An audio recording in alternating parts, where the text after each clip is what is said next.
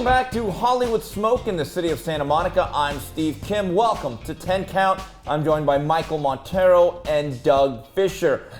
It was announced by Goldenboy that they have entered into a deal with ESPN2 that will have 18 dates in 2017, beginning March 23rd at the Fantasy Springs. Doug, it's interesting. This deal was rumored for at least 3-4 months. It was finally announced last week.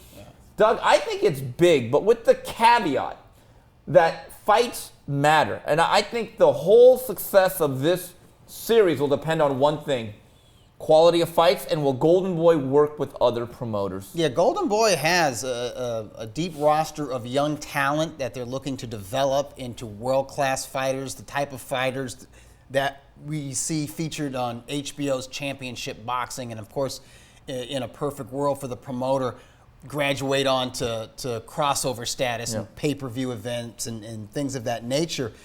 They have the talent, and from what I understand, the talent that's going to be featured on this series, it's not the prospects, the 4, 6, 8-round kids that we see with Goldenboy's LA Fight Club series that you can watch on Ring TV or in Spanish on the Estrella Network.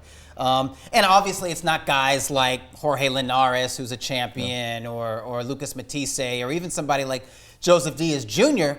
He's a young upstart and up-and-comer, but he's already been featured on HBO, so he's already sort of at that level. It's the guys in between that, guys like Jason Quigley, guys like Rashidi Ellis, a very talented, undefeated welterweight, Randy Caballero, Vyacheslav Shabransky. They'll probably bring him back on the series. Chipo Gonzalez. So it's guys who are either ready to step up into the 10-rounders or are already solid 10 and 12-round fighters who are not elite fighters yet. The problem is it can't just be this talent. They have to be matched right. They have to be in fights. It's got to be worthy of ideally a good what was ESPN's Friday Night Fight main event. You know, something that's good. It's a solid fight. We're gonna get a good 8 to 10 rounds out of it. Mike, you know what I think a template should be? And again, things change. It's a different type of show. I don't know what the exact license fees are. To this day, I still say the best weekly series that I've ever seen, and my personal favorite, was Tuesday Night Fights on USA. Yeah, if we could go back to that. And, thank you, Goldenboy, for making boxing great again on ESPN. Because PBC, I'm going to go there because you saw what happened with PBC on ESPN. We thought that ESPN was all but out of the boxing business. And there were rumors that they were going to try to do something with UFC and all of that. And now, for the diehard fight freaks who are used to Friday Night Fights on ESPN, this isn't going to be exactly the same thing, but it's closer to that. And I agree the blueprint should be Tuesday Night Fights, and they're going to have to work with other promoters. But if you look at the infrastructure of Goldenboy, they're set up well because they got that AAA system with the LA Fight Club cards. This is probably your AA, single A. Yeah. And then, of course, if they can get guys to graduate to HBO, that's where they start making money. Yeah, if this series lasts, 2 or 3 years, there are fighters right now, guys who are teenagers, fighting at Blasco Theater on LA Fight Club, who will graduate to the ESPN series. Hector Tanahara. Right. Cesar Diaz. Edgar Valerio. Joshua Franco. Right. I will look at this very simply. Within the first year or so, if Goldenboy's had a few of their guys lose, then they're making fights.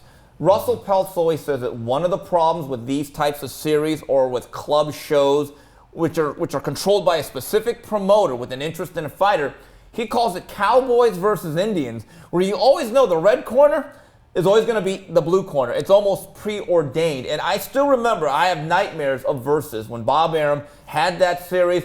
And quite frankly, guys, I had way too much Ty Fields and Yuri Foreman in my life. Yeah. That was rough. That was rough. And the sad thing is that Top Rank had some exciting young fighters like Urbano Antion, who was featured a few times on there. Pavlik not as was much. on it. Pavlik. Yeah, they were featured a few times. Mikey Garcia was on it. Right, but not nearly as much. The series should have been about them in tough. There was a lot of potential with that Versus series, and it was squandered because the promoter went all promoter, and that's something that Goldenboy, that's a trap they can't fall into.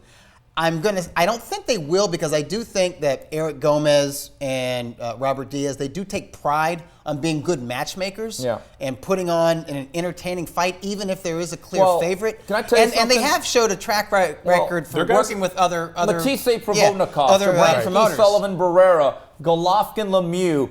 And I've always said, how you know this is a success is that if Golden Boy in 2-3 years is re-upped, if there's an extension, if ESPN says, you know what, we like what you're doing here, this works, you got the deal again. Because to me, that's the issue. Like the Versus deal, originally I think it was Outdoor Life Network. It died. They never really did boxing again. They just, for a while, they said, okay, we're done with this. And I think it's interesting that the PBC still has remaining dates on ESPN. They will be, I think, starting up again in April, going all the way up until late July. But there was a time when they had exclusivity.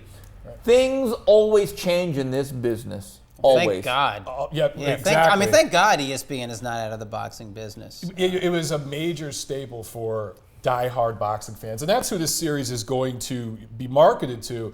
And if they do it right, if Golden Boy works, you guys mentioned Top Rank. There's plenty of young guys Top Rank has that Golden Boy could match their guys against.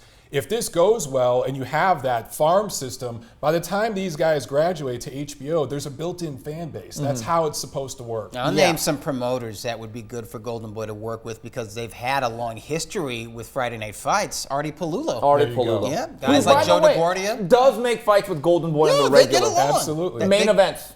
Main events, absolutely. You know, I'd listen. Do I think they're going to work with Richard Schaefer? Not for the time being. I'm realistic. Let's not go crazy. Yeah, we're doing glasnost. We're not doing world peace, okay? We're going to tear down that wall one brick at a time. All right, well, that's it for this edition of the 10 Count. I'm Steve Kim. On behalf of Michael Montero and Doug Fischer, goodbye, everybody.